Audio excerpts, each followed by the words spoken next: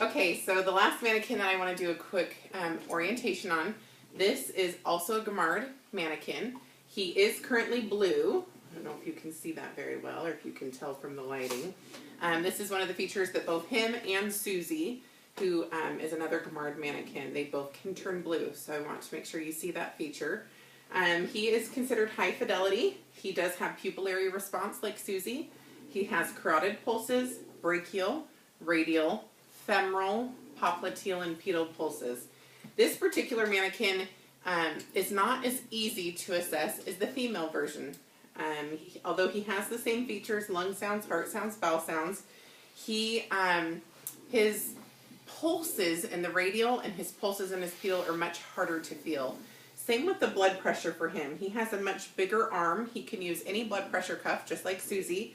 His brachial pulse is almost all the way around his arm, laying on the bed, but his blood pressure is really hard to hear. So I sometimes will have the bedside monitor on for him, so I wanted to have that on to show you. It's the same, it's laid out differently than Susie's. So if you haven't watched Susie's video yet, you should start there, because I go into a little bit more of the features and how to pull things up. You can pull an ECG up on this monitor. You can refresh the blood pressure on this monitor. It's a touch screen monitor. It just is on the table. It's not attached to the wall, and it's not mobile.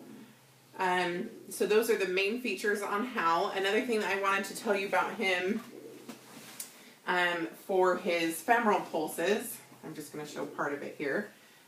His femoral pulses, they're not cheat spots. Can you see that okay? You actually have to find the soft spots in the groin area for the femoral pulses.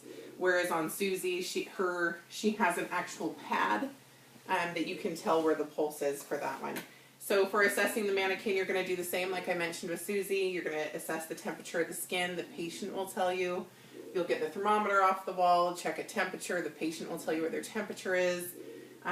But a lot of that dialogue you'll learn a little bit more as you come to simulation.